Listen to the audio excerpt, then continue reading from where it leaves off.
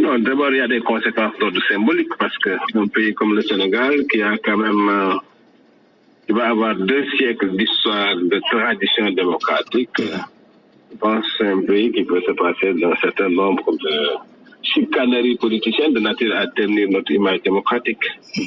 Au-delà de ça, bon, je veux dire, il faut toujours créer, je crois, un climat politique apaisé dans le pays pour gagner la bataille du développement. Je crois fortement, je pense que cette tendance à vouloir faire la politique par la force, la tension, la stratégie de la tension n'est pas de nature à apaiser les esprits, donc à décupler les énergies.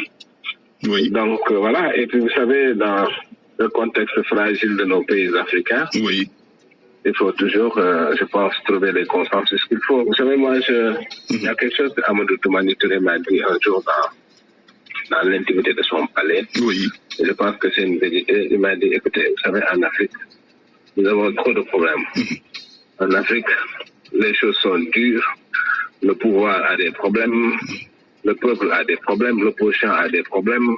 Parce que la meilleure façon de garantir la stabilité, c'est une gouvernance consensuelle. Je pense qu'il a raison. Nous avons besoin de compromis dynamiques dans nos pays pour pouvoir avancer. Très bien. Je vous retrouve dans quelques instants, cher Yérim. Alors, Moussa Diagne, pensez-vous qu'une crise de confiance est installée entre le pouvoir depuis les dernières législatives ou bien même avant, comme l'a dit cher Yérim Seck? Oui, effectivement, il y a une crise de confiance qui date de quelques années. Et quand on regarde les alternances qui sont succédées, il est très rare que l'on instaure un climat favorable au dialogue, parce que on qualifie souvent la démocratie sénégalaise de démocratie majeure.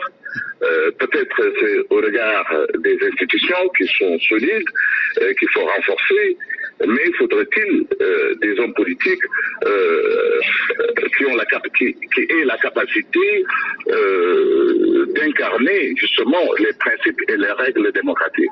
Et là, il y a un hiatus entre l'énonciation de ces politiques-là et leur traduction dans la réalité.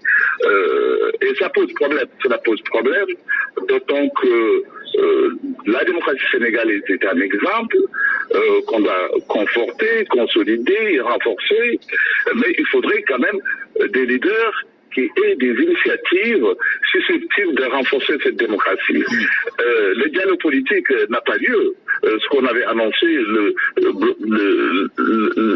premier appel n'est même pas un dialogue politique. On a vu cette sorte de politique spectacle. Le second qui a été médiatisé, mais il me semble que c'est au niveau de la méthode. Oui. C'est au niveau de la méthode et de la volonté politique. Faudrait-il que cette volonté politique qui est annoncée se traduise dans la réalité et capable d'instaurer la confiance entre les différents leaders, qu'il s'agisse de l'opposition ou de la majorité. Justement, dans cette situation trouble, qui est responsable? Pouvoir, opposition ou bien les deux?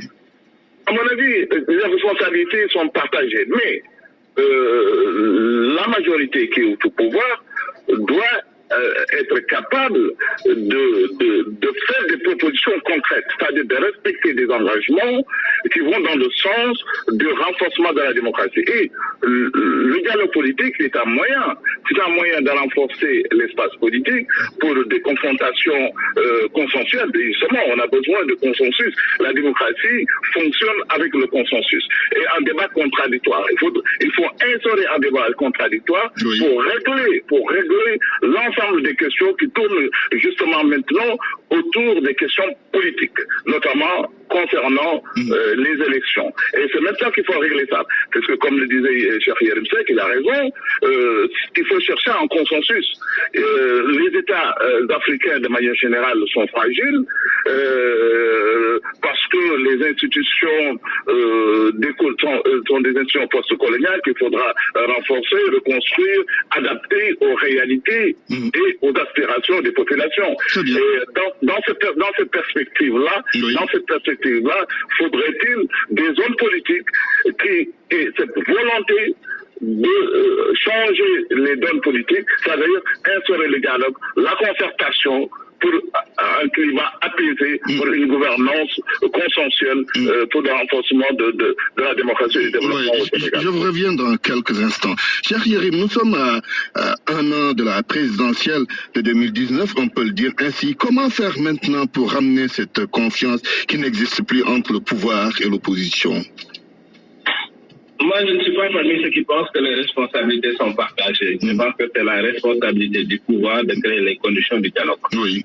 On sait partout en Afrique que le pouvoir, le déterminisme presque est entre les mains du pouvoir. Parce qu'en l'occurrence, l'opposition est dans une position de faiblesse. C'est le pouvoir qui peut créer les conditions d'un vrai dialogue. Parce que c'est le pouvoir qui, après le dialogue, traduit en acte les consensus auxquels on aura abouti. Parce que c'est la responsabilité de Macky Sall, dans le cadre de la recherche d'une démocratie consensuelle, de réunir des conditions d'un vrai dialogue politique, encore une fois.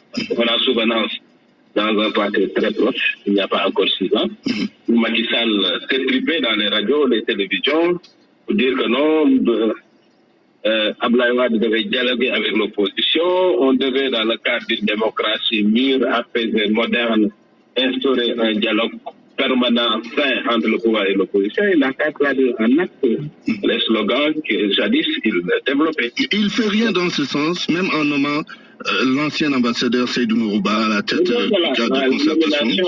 La nomination de l'ambassadeur Ba est un pas dans la bonne direction. Je pense que c'est à créer une condition minimale de dialogue, de discussion.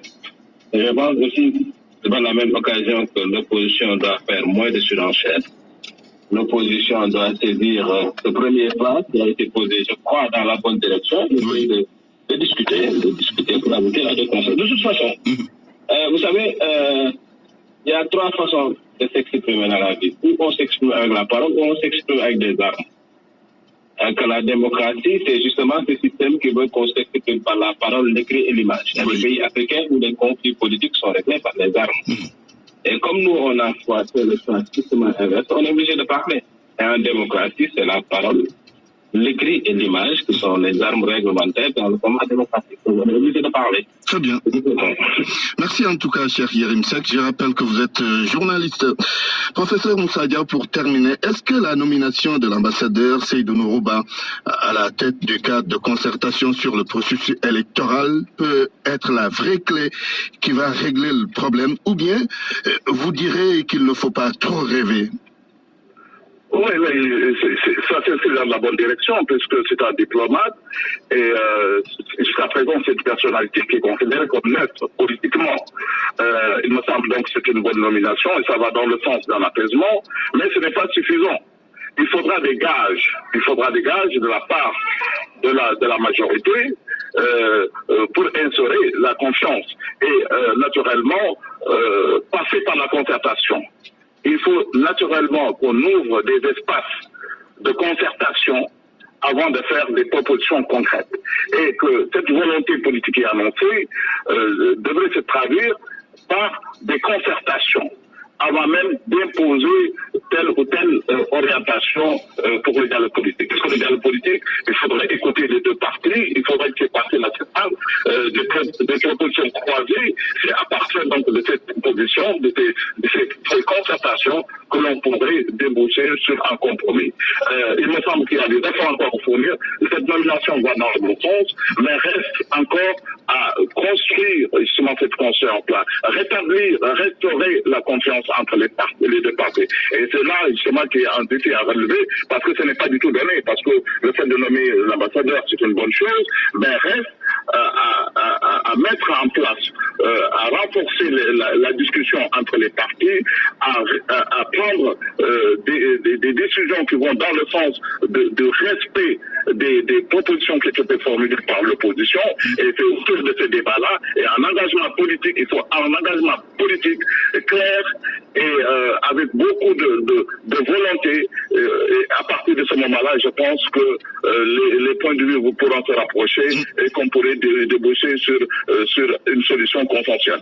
Et naturellement, pour terminer, il faut régler ces questions électorales, puisque la plupart de nos États sont très fragiles, et ces questions-là peuvent être source de conflictualité et peuvent déboucher sur une déstabilisation d'un pays. Et c'est la raison pour laquelle il revient donc à la majorité d'engager le dialogue, de renforcer, d'échanger davantage avec l'opposition, de lui faire des propositions concrètes qui vont dans le sens d'un engagement politique et concrètement dans le sens de la traduction de ces propositions-là au concret pour une meilleure solution en ce qui concerne les questions